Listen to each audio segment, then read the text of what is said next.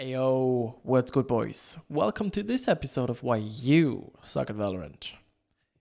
You probably clicked on this video because your heart sucks silver, and that's not bad at all, but you want to improve, and I'm going to tell you the most common mistakes people do and why they are stuck in this elo. Have fun. Tip number 1, communication. There is a nice voice chat feature in Valorant, and I tell you, use it. Don't overdo it like the pros. Don't scream into the microphone for 2 minutes straight in any round. In Silver 2, you don't need that. In Gold, you don't need that. But get used to the function at all. Tell your teammates what is happening. Give your teammates info. And I don't mean be that guy when 4 people of your team are C and you are A and you get killed in A.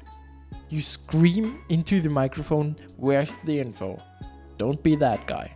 But for real, when you are in a fight and you hit the jet for 145 and it's a 1v1, your teammate is full health, he's just arriving at the site, the jet is hit for 145, she has 5 HP, you tell him.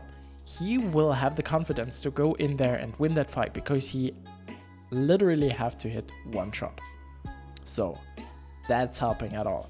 If you are in a position where you are holding mid or anything and you know there's your teammate to your right and he's holding that angle and you're busy holding your angle and then you die from your right, you know he was there but he didn't tell you he died or that there is someone, and you don't have the time to focus on everything on the screen yet. You're not aware on the top right how many people died, where died. You see that one in your team died, but you don't see that the Omen to your right died. So he has to tell you there is coming one to your right, or he has to input they're coming A main, they're coming B main, whatever.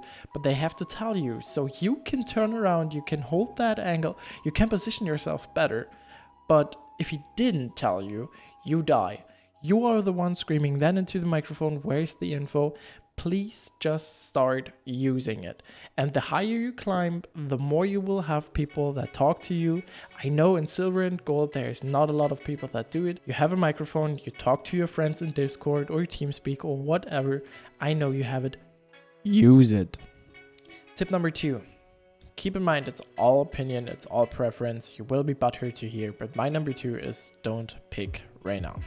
Reyna's kit relies all on kills besides the flash. She brings nothing to the team at all. There's way more useful agents, especially in the low elo, that you can use to help your team more than yourself.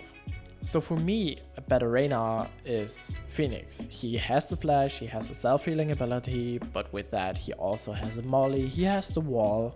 You get the point. Let's take for example Split. Everyone hates Split, whatever. You are Split, you're attacker, you have the bomb, you're going in B. Classic Reyna puts in the flash. There's one heaven, there's one default, there's one behind the box. Your flash, instant killed. You go in, no cover at all, whatever. Now to Phoenix. To get into B, you put up your wall, the same spot where you put the Sage wall. You flash through your wall, so heaven is blinded. You hold the angle to your left, you know maybe there's one behind the box, maybe there's one behind the shed. You have the molly you can put into CT side, and all that stuff.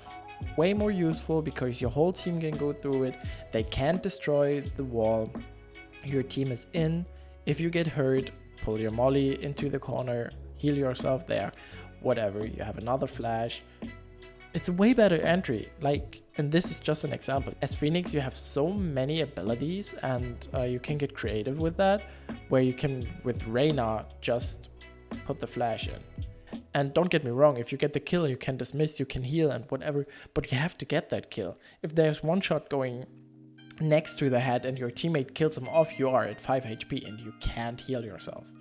Reyna for me is useless. There was a lot of Reynas in my team. I had 2 or 3 that top frag, but if they don't top frag, they usually last because they can't heal, they can't dismiss, they don't get the kills. And when you're climbing in the ranks, people getting better, you don't kill as easy anymore, you don't get the utility to use.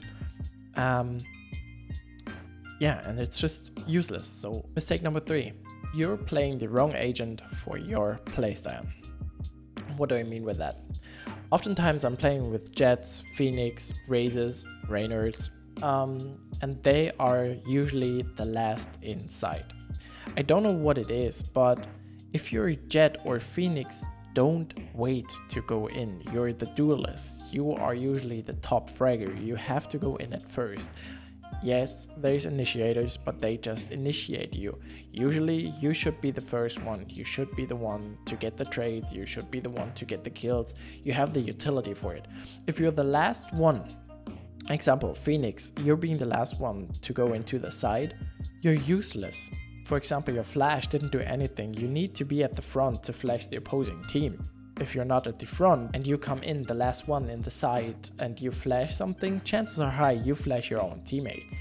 This shouldn't happen. You're the entry fragger, you are the duelist, you should go in. You should be the first to enter. You should be the one to get the trades.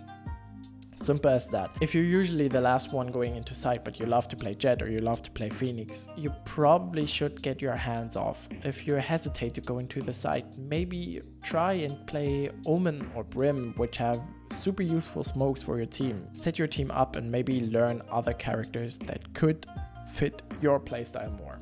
Mistake number 4. You're not warming up. And this is a huge problem. I don't give a shit if you're using Kovacs, AimLab, practice range or whatever. Start your day off with 20 minutes of at least 20 minutes of warming up. I don't care if you played the last day for 8 hours straight. The next day you're getting online, you are going to need a warm-up. This is crucial. When I'm playing with a friend, he's always coming online. He wants to start straight in, straight ranked. We lose the first 3 games. 100%. He's not warmed up and he usually takes at least 3 games to warm up. Yeah, that long. Like usually I warm up at the practice range for at least 20 minutes a day, so I get used to the movement again. I get used to crosshair placement, head level. I get used to the recoils. I'm using a bunch of different weapons. I get warm on the operator. You can use AimLab, which is free. You can use Kovacs because a lot of people say Kovacs is better. I don't care what you're using, but please warm up before your games. It's just a crucial thing to do.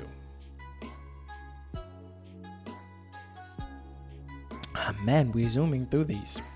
Tip number 5, get an eye on the loadout of your team.